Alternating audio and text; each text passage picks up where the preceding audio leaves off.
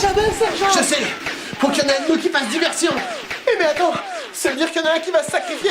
Ouais, mais c'est la guerre. Tu choisis qui? Ça va être dur, mais ça sera... toi. Hein? Pourquoi moi? Salut à tous, bienvenue dans GG, notre première émission de jeux de société. On est plutôt fiers de pouvoir vous la présenter, étant donné le travail qu'on a dû... Tais-toi, ça intéresse personne. Aujourd'hui, on vous présente Mémoire 44. Effectivement, un jeu de Richard Borg édité par Day of Wonder en 2004. A noter qu'il a été développé sous le haut patronage du 60e anniversaire des débarquements et de la libération de la France. Comme son nom l'indique, on se place dans le contexte de la Seconde Guerre mondiale, du côté Axe ou Allié. Ah ouais? On peut pas jouer les Allemands? Petit rappel pour les jeunes qui nous regardent, le camp des Alliés était composé par le Royaume-Uni, les États-Unis et l'Union soviétique, et le camp de l'Axe par l'Allemagne, l'Italie et le Japon. Et de toute façon, vous avez vu ça en 4ème, on va pas faire un résumé de la Seconde Guerre mondiale. Ah ouais, c'est vrai. Dans ce jeu de stratégie au tour par tour, le principe de base est assez simple. On dispose d'un certain nombre d'unités que l'on déplace sur une carte pour capturer des objectifs ou alors éliminer des unités adverses. Alors évidemment, on dispose de différents types d'unités qui présentent chacun des caractéristiques de tir et de déplacement différents. Fantassins, chars et artillerie. Ils vont nous servir à conquérir les différents objectifs de la carte, principalement des villes ou des villages. Perso, on a bien aimé ce jeu. Bah ils doivent s'en douter, hein, sinon on ferait pas une émission dessus.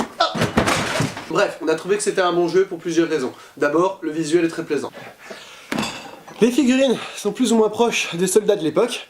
Le plateau de jeu est joli et il se rapproche bien de l'idée qu'on se fait d'une carte d'état-major. Ensuite, les règles s'apprennent très vite, entre 15 et 30 minutes. Les parties sont rapides aussi, environ 40 minutes. Donc pas le temps de s'ennuyer ou de perdre le fil. La gestion du décor est très sympa et interfère de manière simple et intelligente avec les unités, ce qui fait qu'on peut en tirer parti pour prendre l'avantage sur l'adversaire assez facilement, ou au contraire se retrouver bloqué dans un bourbier en train de se faire pilonner par l'artillerie ennemie, comme dans ma dernière partie où les hommes se sont mis. Chut, tais-toi, on n'en parle plus. L'aspect historique est très présent. En effet, chaque partie reprend une bataille réelle, le déroulement est expliqué dans le livret de règles. Et du coup, on va même pouvoir incarner la résistance. Tu veux dire la France?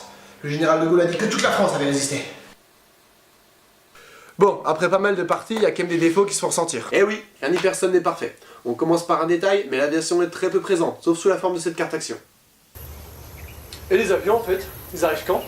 Bon, tu sais jamais, avec eux, ils vont, ils viennent. Bah tiens les voilà je crois. C'est pas les avions Bosch ça? Ah mais si merde! Pas du tout intégré dans l'aspect stratégique du jeu.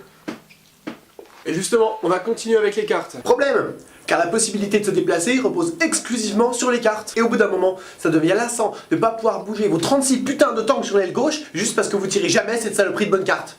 Sergent, il faut y aller là. Maintenant. Ah non, on bouge pas, le commandant il a rien dit.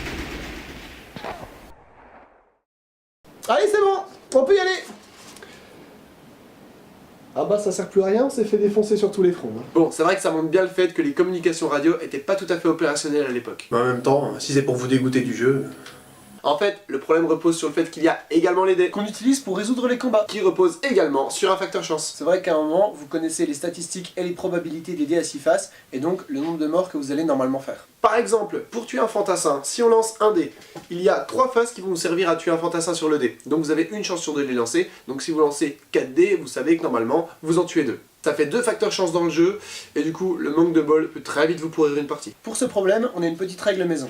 Si vous jouez en tournoi ou dans un milieu officiel, vous pouvez bien sûr pas l'utiliser, mais par contre si c'est entre amis, ça pose aucun problème. Il suffit d'autoriser une seule fois par partie un joueur à changer sa main pour en repiocher une nouvelle. Ça perturbe pas du tout le jeu, et ça peut rendre service. Et vous pouvez justifier ça par le fait que les services secrets ont fait leur boulot et vous ont dévoilé une partie du plan de l'ennemi. Allez, dernier truc qui est un peu pénible, mais après on arrête. Ouais, c'est promis. Et on tient à vous dire qu'on a vraiment aimé ce jeu. Qui aime bien châtie bien. La victoire repose sur un certain nombre de médailles à obtenir. Médaille qu'on obtient en capturant des objectifs ou en dégommant des unités adverses. Bon après c'est logique, pour gagner, il faut quand même un minimum de moyens. Sauf que ça peut donner lieu à des situations ubuesques. Là par exemple, j'ai conquis tout ce que j'avais à conquérir. Mais si un connard de tank me dégomme mon escouade à l'autre bout du terrain, ça permet potentiellement à mon adversaire de gagner la partie. Merde. Max est mort. Il faut se retirer, soldat.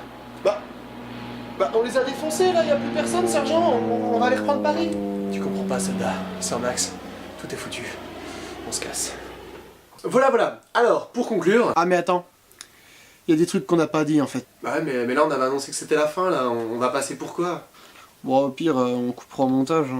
Fallait juste dire qu'il y a un jeu vidéo aussi en ligne qui reprend exactement le même principe. Ouais, mais tu sais, les jeux vidéo, c'est pas nous, hein, c'est pas notre guerre, c'est plus le joueur du grenier, ça. Pas faux. Bah, parler des scénarios impossibles alors. Ouais, genre Omaha Beach, où à moins d'être cocu au dé et aux cartes, si on joue allié, on peut pas avoir la victoire. Et on pourrait faire une scène avec un général qui envoie ses hommes au massacre, ça pourrait être marrant. On peut même passer du coup le générique de Mission Impossible. Ah ouais, bah ça pourrait être fun. Je vais en parler à la prod. Pour finir, quelques petits défauts, mais ça n'empêche pas que le jeu soit sympa, stratégique et vous fasse passer un bon moment. Des extensions sont sorties qui vont de plus vous permettre de jouer l'aviation, de jouer sur d'autres fronts de combat et également sur d'énormes plateaux de jeu. Et les amateurs d'histoire ont vraiment de quoi s'y retrouver. J'espère que ça vous a plu et qu'on vous retrouvera dans une prochaine émission. A plus et bon jeu.